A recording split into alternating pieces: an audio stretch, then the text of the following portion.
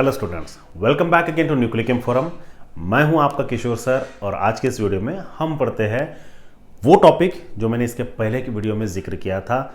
इसके पहले की वीडियो में आपको पता है कि हमने क्या पढ़े थे, वो पढ़ा था हमने फर्स्ट लॉ ऑफ थर्मोडायनामिक्स। आज की इस वीडियो में हमें पढ़ना है जो फर्स्ट लॉ ऑफ थर्मोडायनामिक्स का जो डेरिवेशन आया था, इक्वेशन आया था एनर्जी का, उस इक्वेशन को हम अलग अलग प्रोसेसेस में ढाल के देखते हैं, कन्वर्ट करके देखते हैं और देखते क्या नतीजा निकलता है। ओके स्टूडेंट्स, तो बने रहिए मेरे चैनल में। और सफ़र काफ़ी लंबा है, थकिए मत, मैं नहीं थक रहा हूँ, आप भी उतनी एनर्जी के साथ में रहिए। ठीक है, चलिए देखते हैं। तो फर्स्ट लॉ ऑफ थर्मोडायनामिक्स का जो इक्वेशन है ये है delta U equals to Q plus W. और इसको मैं थोड़ा सा आपके लिए बता दूं कि डेल्टा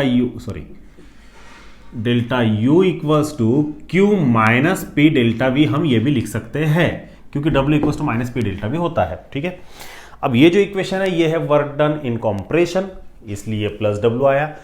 एक्सपांशन में अगर होता तो माइनस डब्ल्यू आएगा। साइन का उतना कुछ खास ज्यादा फर्क नहीं है इस टॉपिक के लिए। ठीक है, तो अब ये जो इक्वेशन है आपका ना, इसको हम एक्सप्रेस करते हैं सबसे पहले आइसोथर्मल प्रोसेस में। ठीक है, अब आइसोथर्मल प्रोसेस में क्या होता है मैंने आपको इसके पहले भी बता चुका हूं। मैं आइसोथर्मल प्रोसेस में टेम्परेचर होता है कांस्टेंट। अब जब टेम्परेचर कांस्टेंट होता है तो जाहिर सी बात है टेम्परेचर का डायरेक्ट कनेक्शन एनर्जी के साथ में है, तो एनर्जी भी क्या हो जाएगी, constant. If temperature remain constant, ultimately energy भी कांस्टेंट हो जाएगी। देयरफॉर आइसोथर्मल प्रोसेस में हम एक काम करते हैं, इसको ना इक्वेशन 1 दे देते हैं और ये इक्वेशन 2 हो जाएगा। अब delta T means temperature constant है, ये एनर्जी भी कांस्टेंट हो गई। अब एनर्जी अगर कांस्टेंट होती है तो कौन से इक्वेशन को फर्क पड़ेगा, दोनों इक्वेशन को फर्क पड़ेगा। सो इक्वेशन 1 बिकम्स, अब इक्वेशन 1 क्या हो जाएगा, बोलिए, डेल्टा यू क्या हो गया ना, 0 हो गया ना। So 0 equals to Q plus W. So Q equals to क्या हो जाएगा, माइनस डब्ल्यू, है ना। देखिए W equals to minus Q लिख सकता हूं ना मैं, हाँ मैं ऐसा लिख सकता हूं। इसके पीछे पता है क्या रीजन क्या है आपको। यहां पर मैं आपको ना ये इक्वेशन से कुछ बताना चाहता हूं। वर्क होता है आइसोथर्मल प्रोसेस में, आपको वर्क मिलेगा, बट एनर्जी कन्वर्ट होने के बाद में नहीं, हीट लॉस्ट। लॉस्ट बोलने से अच्छा यहां पर मैं एक वर्ड इस्तेमाल करूंगा, यूटिलाइज्ड। यूटिलाइज का मतलब खर्चा। हम हीट को थोड़ा सा खर्चा करेंगे तब जाके वर्क मिलेगा, है ना। तो पता है क्या ये इक्वेशन का स्टेटमेंट क्या आएगा, work will obtained at the cost of heat. ये बहुत इंपॉर्टेंट है समझना, ये कोई भी टेक्स्ट बुक में दिया नहीं है, ये मैं अपनी तरफ से बता रहा हूं। हम जब 12th स्टैंडर्ड में थे तो हमने ये खुद कॉन्सेप्ट तैयार किया था। हमारे सर ने तो पढ़ाए होंगे, उतना याद नहीं आ रहा था, पर मुझे लगता है कि मुझे तो पता है कि मैंने ये इक्वेशन, ये लाइन मैंने खुद तैयार की थी। Work will obtain at the cost of heat, यानी हम जब हीट को खर्चा करेंगे तब जाके वर्क मिलेगा। क्योंकि ऐसी प्रोसेस में एक फॉर्म की एनर्जी दूसरे फॉर्म में कन्वर्ट तो हो ही नहीं सकती, क्योंकि एनर्जी कांस्टेंट है। तो हमें हीट को ही सप्लाई करके या फिर हीट का ही खर्चा करके वर्क करना पड़ेगा। समझ में आया ना। ठीक है, आप इसे नोट डाउन कर लीजिए। हर एक प्रोसेस का, इक्वेशन का जो भी नतीजा निकलता ना, उसको नोट डाउन करते जाइए आप। ठीक है, वीडियो को पॉज कर लीजिए, नोट डाउन कर लीजिए, मैं अभी मिटा रहा हूं इसको। ये हो गया आपका आइसोथर्मल प्रोसेस में। उसके बाद देन आता है आइसोबैरिक प्रोसेस। अब आइसोबैरिक प्रोसेस में अब आइसोबैरिक प्रोसेस में क्या कांस्टेंट होता है ये भी पता होना जरूरी है। In isobaric process pressure remains constant. और मैं आपको बता दूं फिर से, इसके पहले भी वीडियो में बता चुका हूं मैं, प्रेशर जो ये वाला है ये सिस्टम का है, और यहां पे सेकंड इक्वेशन में जो प्रेशर दिख रहा है ये सराउंडिंग का है। सराउंडिंग का प्रेशर को सिस्टम के प्रेशर से मतलब नहीं है। ये अगर कांस्टेंट है उसका फर्क इसको पड़ेगा नहीं, हाँ पड़ेगा पर वो कांस्टेंट नहीं होगा।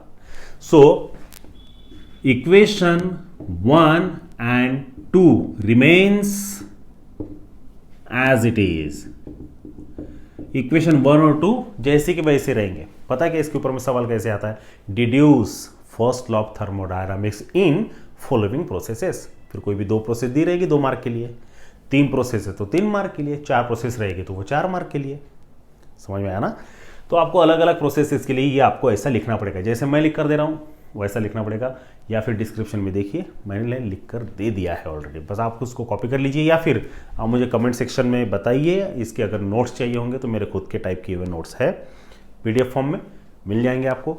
बहुत अच्छी लैंग्वेज है, पसंद आएगा आपको। ठीक है, तो आइसोबैरिक प्रोसेस में इक्वेशन 1 और 2 को फर्क पड़ेगा नहीं। अब आते हैं थर्ड प्रोसेस। अब थर्ड प्रोसेस में ये है आपका आइसोकोरिक प्रोसेस। अब आइसोकोरिक प्रोसेस में क्या कांस्टेंट होता है?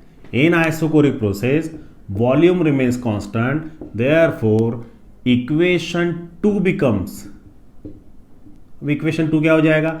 Delta U equals to Q minus P delta V and Q minus P into 0, therefore Q। So delta U equals to Q। अब इसका मतलब क्या है? टोटल, देखिए मैं लिख रहा हूं, total energy get converted into heat. इसका बेस्ट एग्जांपल दे सकते हैं आप?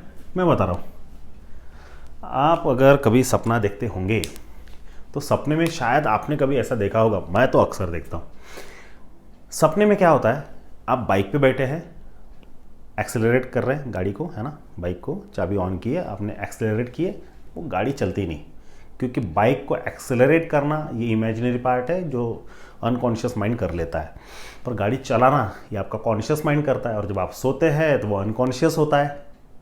इसीलिए आप कितना भी रेस करिए, कितना भी एक्सेलरेट करिए, वो गाड़ी आगे बढ़ती ही नहीं।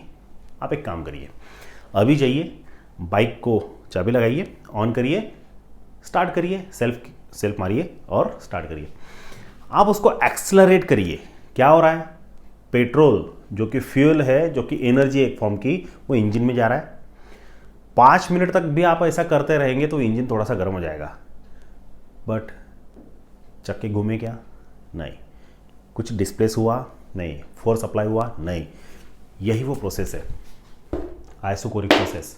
ये ऐसी प्रोसेस है जहां पे ये जो एनर्जी है, ये एनर्जी डायरेक्ट कन्वर्ट हो गई हीट में। Work will not obtain, work नहीं मिला। आपने एक्सेलरेट किया, फ्यूल मींस एनर्जी एक फॉर्म से डायरेक्ट हीट में कन्वर्ट हो गई, दूसरे फॉर्म में भी कन्वर्ट नहीं हुई। ये फॉर्म की जो टोटल एनर्जी है ना, फ्यूल टैंक में जितना फ्यूल है वो कन्वर्ट हो गया टोटल हीट में। वर्क विल नॉट ऑब्टेन, तो आपको वैसा लिखना है, total energy get converted into heat and no work will obtain. क्यों? क्योंकि प्रोसेस आइसोकोरिक है, जिसमें आपने वॉल्यूम को कांस्टेंट रखा है, उसको गैस को एक्सपांड ही नहीं होने दिया, तो वर्क भी नहीं हुआ, क्योंकि फोर्स भी नहीं लगा, उससे डिस्प्लेस नहीं हुआ, कुछ डिस्प्लेस नहीं हुआ तो गाड़ी चली ही नहीं। समझे? तो ये ऐसी प्रोसेस है जहां पे एनर्जी, टोटल एनर्जी कन्वर्ट हो जाती है टोटल हीट में, और इसलिए वर्क मिलता ही नहीं। तो इंजन बस गर्म हो रहा है, काम नहीं कर रहा है, सिर्फ गर्म हो रहा है, वो काम नहीं कर रहा है। ठीक है, ये हो गया आइसोकोरिक प्रोसेस में, वो बेस्ट एग्जांपल दिया मैंने, है ना। अब इसे नोट डाउन कर लीजिए। मिटाऊं मैं? ओके, ये हो गया आपका आइसोकोरिक प्रोसेस। तो आइसोथर्मल हो गया, आइसोबैरिक हो गया, आइसोकोरिक हो गया। अब ये जो चौथे नंबर की प्रोसेस है इसका क्या ही बताना, ये साइक्लिक प्रोसेस है। अब साइक्लिक प्रोसेस में ऑल वेरिएबल्स आर जीरो, तो डेल्टा V क्या हो जाएगा? जीरो। डेल्टा U क्या हो जाएगा? जीरो। तो जाहिर सी बात है Q भी हो जाएगा जीरो। सो इक्वेशन 1 और 2 का साइक्लिक प्रोसेस में कुछ भी नतीजा निकलना पॉसिबल नहीं है, यानी ये भी जीरो, ये भी जीरो, सब जीरो हो जाएगा तो Q भी जीरो ही रहेगा ना भाई। तो साइक्लिक प्रोसेस में सभी वेरिएबल्स जीरो होते हैं, तो कोई मतलब ही नहीं बनता इस प्रोसेस को कि दोनों इक्वेशन के लिए अप्लाई करना।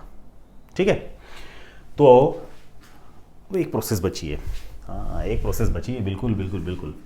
और ये प्रोसेस कौन सी है? शायद आप भी भूल गए होंगे, मैं भूलने वाला था, बच गया। 5th नंबर की process, that is adiabatic process.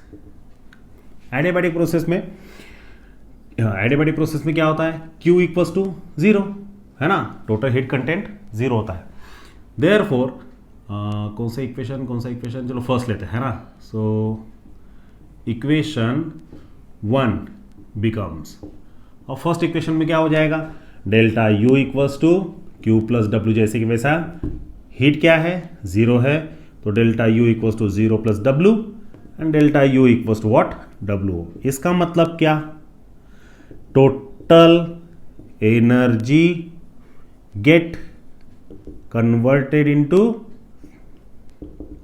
Work and no heat will obtain. ये कौन सा एग्जाम्पल हो सकता है, मैं बता रहा हूं। आजकल की जो इलेक्ट्रिक व्हीकल निकली है, इलेक्ट्रिकल एनर्जी जब कन्वर्ट होती है रोटेशनल एनर्जी में, तो हीट नहीं मिल रही है ना। ये एक छोटा सा एग्जांपल दिया, आपके पास में और भी एग्जांपल हो सकते हैं, फिर आपके सर आपको दूसरे भी एग्जांपल दे सकते हैं।